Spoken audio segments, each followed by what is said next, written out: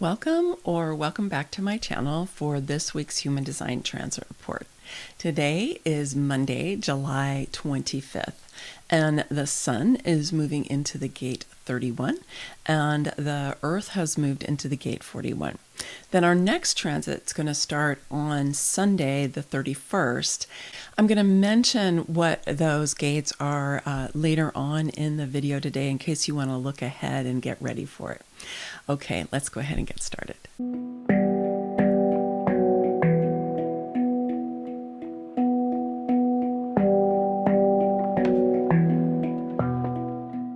So before we dive into the Sun and the Earth gates for this transit, I want to make a note of a couple of things. One is that this is the last transit period. So this upcoming week is the last time that the nodes are going to be in the 4323, which is the channel that goes right from the ajna into the throat. It's in the knowing circuit, and it is really a significant channel for bringing in these breakthrough ideas, leading edge, out of the box, mutative ideas that are going to come in, or insights that are going to come in through that channel because it's part of the knowing circuit. So my invitation to you is to consider during this week what might be coming in that are new thoughts, things that you may start thinking differently. You may have a new perspective. You may even see reality working differently. So I invite you to just really receive that. Maybe write it down, maybe talk to some friends about it, because it could be something that is really vital for you, for your life. I also want to note that Pluto is in the gate 60, and I did an entire video on Pluto retrograde. Currently, Pluto is retrograde in the 60, and it's part of a 6-year cycle of Pluto going in and out of the gate 60 and the gate 61. So if you haven't had a chance to watch that video right now, I really encourage you to go get it, because it has some really interesting information that I discovered, and I was doing research for it, that I really wanted to share with you. And also, that video is the beginning of a series about our current retrograde season, which is really just getting underway and will be with us through the fall. So I encourage you to go and check out that video. Let's start with the Earth in the gate 41. So the gate 41 in traditional human design is known as fantasy, and in quantum human design is known as imagination. It is on the root center. It's part of the sensing circuit, and so it is collective circuitry. And actually, both of our gates during this transit are collective circuitry. And so this is in the sensing circuit, and the sensing circuit is creative. It's right-brained, and that so imagination or fantasy fit right in with that right brain theme. It's also embodied, it's experiential, it's not at all logical, reasonable, rational, or any of those things. And so this energy of the 41 really is about our ability to imagine, to create with our imagination, which for me is part of our interface with the all that is, if you will, or with the creative intelligence of the universe. And I think that we've been pretty impoverished in our imaginations in a lot of ways. We sort of, outsource imagination to the media, to movies, to social media, to television, and all that sort of thing. They tend to do our imagining for us. It's very different being in a visual-based world, video, movies, and so on, because so much is done for us in terms of imagining when we're seeing those visuals. It's very different, for example, than when you're reading a book and then you're imagining what it looks like, right? And what it feels like. And yet imagination is one of our intelligences, right? It's part of our creativity. And unfortunately, sometimes imagination has got a little bit of a bad rap, in today's world. It's like, oh, you're just imagining that. And I talk to people every week about their intuition and their imagination. And so often people will say, well, I just don't trust my intuition. I don't know if I'm just imagining it or if I'm just making it up. And what I want to say is there's nothing wrong with just making something up. And there's nothing wrong with imagining things. In fact, it's through imagination that we start to bring the new into our world. It's through our ability to imagine something that hasn't been created yet that hasn't come to pass yet, that we bring energy to that thought or that picture, that feeling, and help to bring it into the world.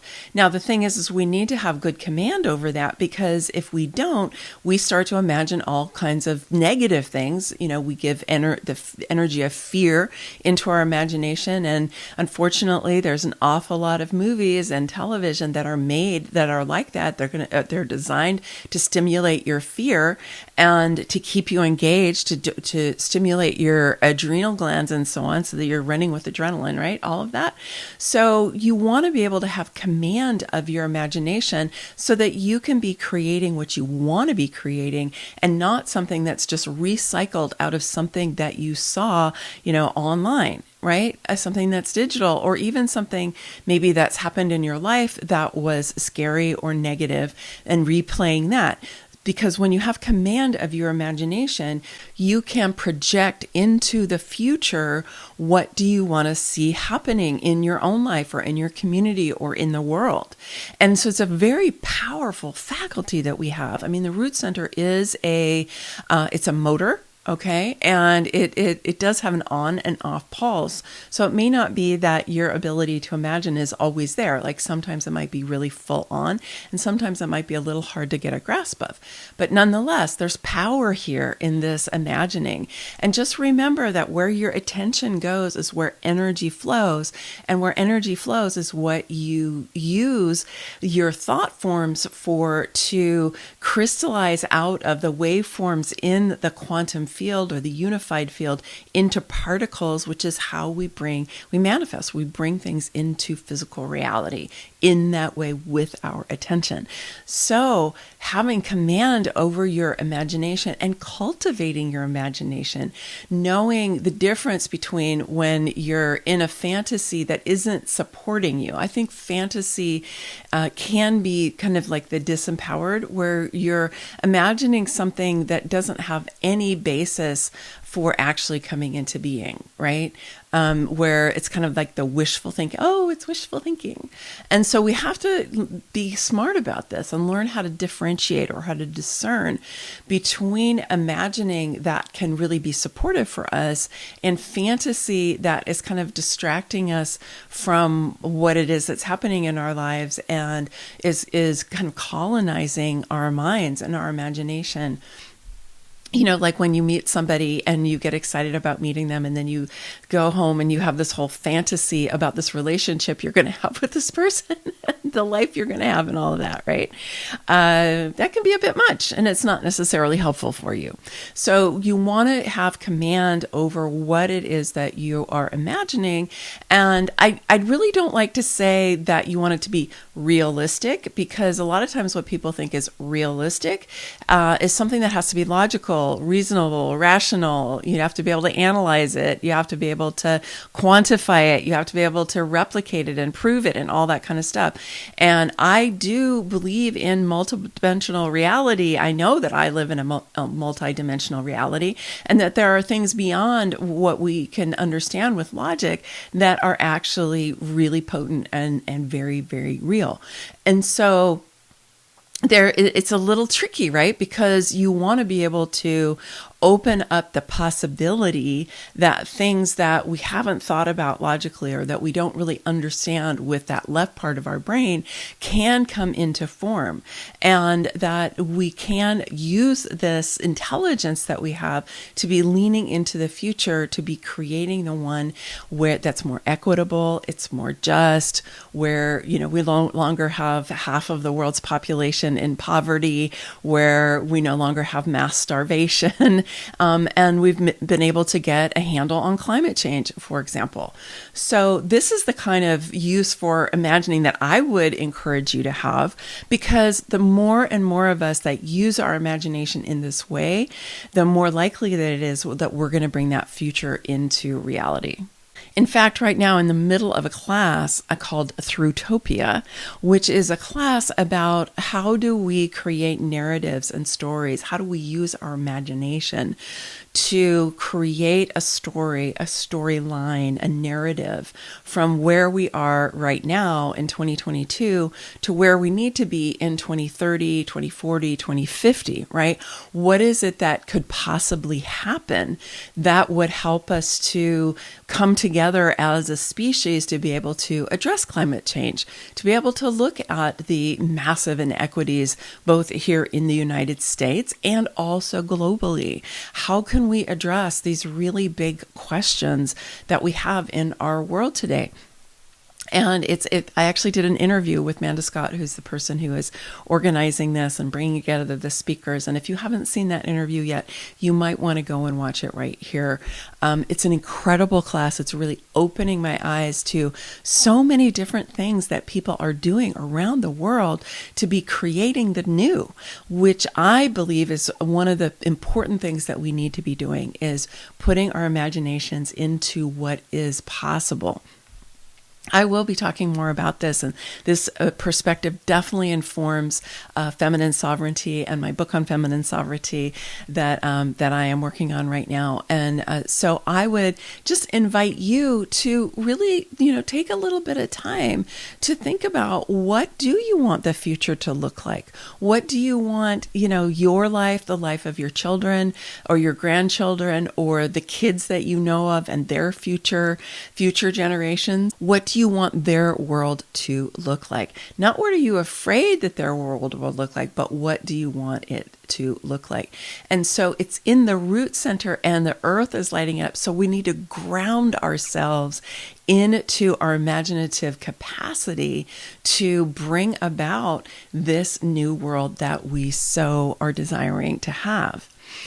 Now, the sun is lighting up the gate 31. The gate 31, I call it the New World Leader, which is one of the feminine sovereign archetypes that I work with. And if you are not familiar with the feminine sovereign archetypes, you can go to sovereignquiz.com and take the quiz and find out which of those 6 archetypes you relate to most. And I want you to know that sometimes people take it multiple times and they get different answers, because you can relate to more than one of these archetypes. I know I certainly do. I have some relationship with all of them, and I would say I have a pretty deep relationship with at least 4 out of the 6. So it's not like, it's going to swat you and this is who you are. It's not that kind of a quiz. So if you do want to take it more than once, certainly do. Now, the New World Leader is sitting in this gate 31, which in traditional human design is known as democracy, and in quantum human design is known as the leader. And so this is in the logic circuit. It is collective circuitry, so it is about the big things in life, and it is about nation states, global issues, and things like democracy that have to do with government, for example, or how groups do their governance, right? Because democracy is a governance model, and the 31 is on the throat, and so it's the end, the expression of the logic circuit or the pattern circuit. So part of what this leader, this new world leader, this new democratic new world leader is really adept at is the ability to see patterns, to identify the patterns and the patterns that are not working for us, and then how to put the patterns back into order, or how to morph them and transform them into a new pattern that is going to be more beneficial. So if you think about this, the putting together that ability to see patterns and to reformulate them, either to bring them back into alignment or to create new ones, is really resting on that imaginative capacity that the earth is lighting up. And these are working very, very much in tandem during this week. And so again, I would suggest for you to think about, what is your relationship to leadership? What's your relationship to democratic leadership? And I want to emphasize that this is not just about politics, okay? This isn't just about the government, because our ability to be democratic leaders is something that all of us can express and work with throughout our days, whatever our lifestyle is, whatever our particular situation is. Because what is the essence of democracy but that everyone has a voice? Right? Everyone has a voice. Everyone's needs are important. Everyone needs to be taken into account. It doesn't mean that every person's desires all the time are going to be met, but it does mean that we're really looking at the needs of the individuals and the need of the collective. And this is something that we've lost sight of in our world today, where we have seen an accumulation of wealth going up to that 1%. Actually, it's probably like 1% of 1%. It's actually a tiny group of people who have a huge amount of wealth in our world. And the rest of us are like trying to figure out how to make good in our lives given that situation. And so giving your imagination to how could this be different? How could our lives be organized so that the needs of the many are taken into account? Again, it's not about being dictatorial with the needs of the many, because sometimes, and we've seen this in our world, that can be the case, because we also want to honor individual sovereignty and one's own ability to make one's own decisions, to have, command over one's physical form, for example, right? We've seen a lot of stuff going on with trying to control people's bodies in a variety of different ways. So we still want to have individual sovereignty to be able to have command over our physical form, for example, but we also want that to be in relationship with understanding that we live in a world with billions of people and that we have vast inequity that's happening among that collective, right? And we even have it in our own communities, right? And so how can we start to imagine it being different? So you can just think about this in your own life. You can start using your imagination to make a narrative about how you could be paying attention to more people's needs, or how you could be expressing your needs if you're used to not expressing your needs, how you could become more familiar with the challenges that other people have that maybe you don't already have in your community, you don't have regular contact with. We live in a very segregated world. And so how can you become more familiar with that and what's happening for other people? There's so much that every one of us can do in relation to this particular topic. So I hope that you will take these energies this week and really use them to be able to go forward with your imagining of the future that you want to live in, that you want your children, your grandchildren, or if you don't have kids, the kids that you know of, or even just imagining the future generations and also the future of our beautiful, precious earth. Okay, so that's what I have to say for this week. Also, remember, you've got that 4323 still lit up by the nodes right now, which is bringing in breakthrough ideas through that knowing circuit. So that can also help you with this imagining this new world. And then on Sunday, July 31st, the sun is going to move into the gate 33, which is the gate of privacy in traditional human design and the gate of retelling in quantum human design. And I want to note that this is one of the storytelling gates.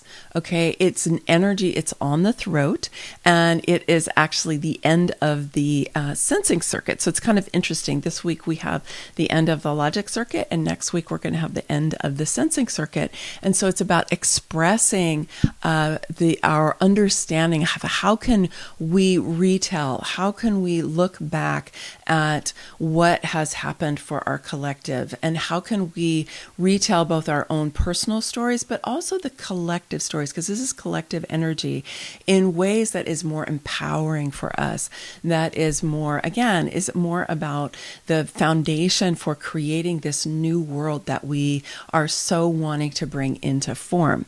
Then the Earth is coming into gate 19, which in traditional human design is the gate of wanting, and in quantum human design is the gate of attunement.